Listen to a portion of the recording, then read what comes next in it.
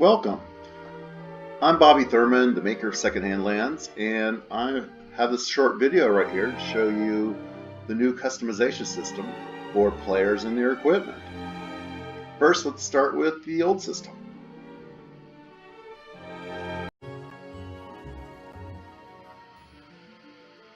So here I am on a production server with the old appearance system.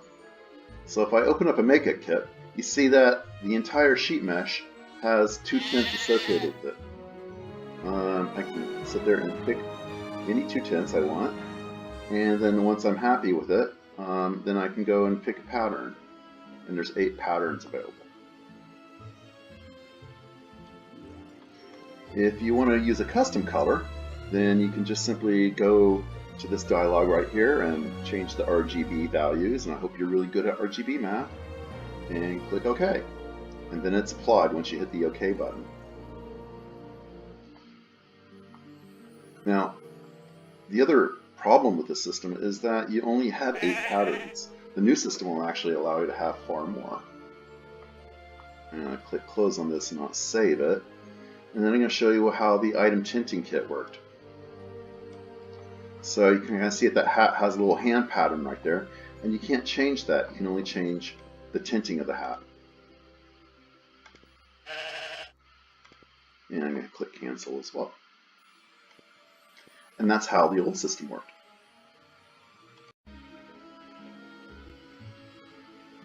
So here I am back in game again, but this time I'm on a debug server on my own machine. And this is the new default appearance of the sheet. As you can kind of see, he looks a little bit more interesting than previously. He wasn't just like blank and white and everything like that. Yeah, thank you. So I'm going to open up the makeup kit, and you can kind of see it looks a little bit more complicated than before, a little bit way different.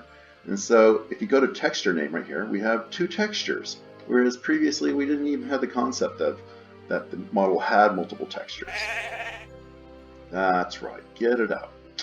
So we can start with the fur texture right here, and you notice that we have subtexture types right here that help make up this texture. So we have a base texture, a tinting texture, and a lighting texture. The base texture is used for grayscaling, and then the tinting texture colors it, and finally the lighting texture affects things like how specular the model is or emissive it is, and maybe later on in the future diffuse. So let me go to tinting, for instance, and you can see that we have 4 tints for this particular texture. So you can click on it, get a color picker, and you may notice, hey, now we have a full spectrum right here. We can just click on a color and pick it. We don't have to move these sliders around like we had to before.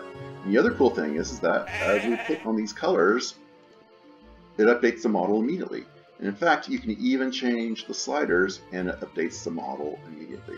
And this is like a really, I don't know, to me it was a big push forward. It kind of makes things a lot easier because sometimes you pick like the right color of orange, but it didn't look right on the model. You have to go back, do it over and over again, but now you can see it.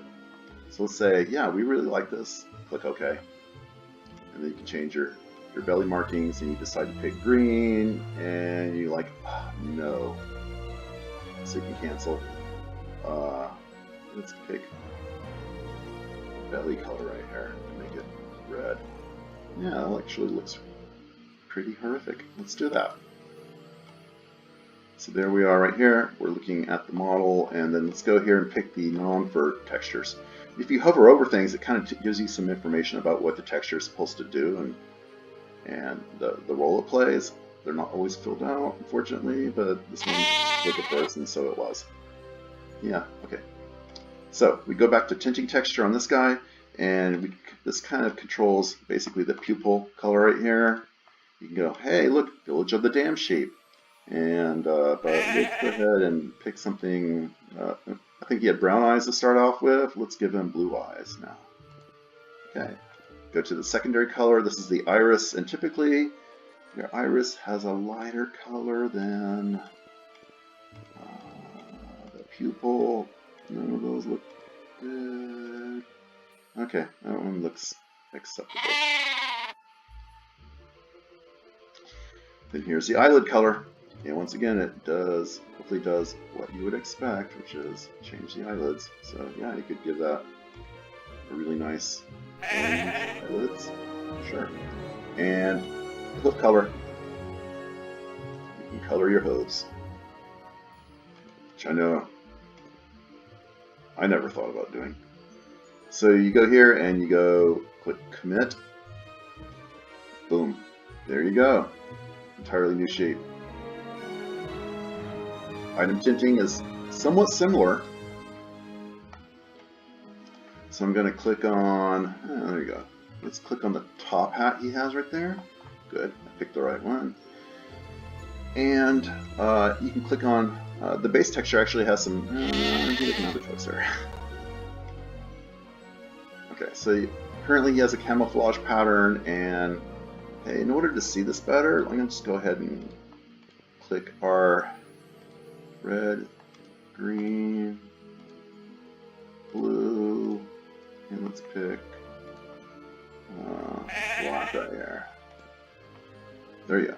So you can pick a really cool texture right there, or you can say, hey, I would rather have maybe a herringbone pattern, or maybe I would rather have a plaid pattern, or maybe I'd like to have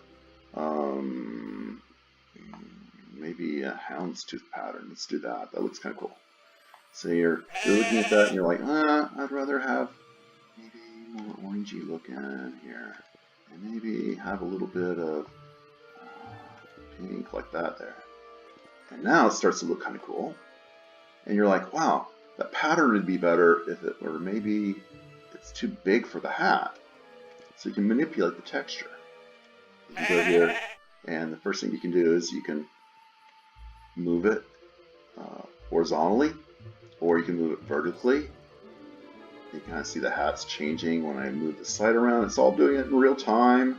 And then you can do this other thing where you can rotate the pattern around, like maybe it would look better upside down, or maybe it would look better at an off angle like that, because maybe you're just that type of sheep. And then you can scale the pattern, so you can make it super fine, or you can make it super coarse. That looks, I think it kind of looks good about right there. And maybe tweak the rotation a little bit.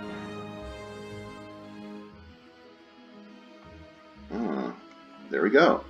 And then you also have a button right here to reverse the pattern in case you don't like the way it is. And then you go, OK, and commit it. And there you go. Now you have a new swanky hat.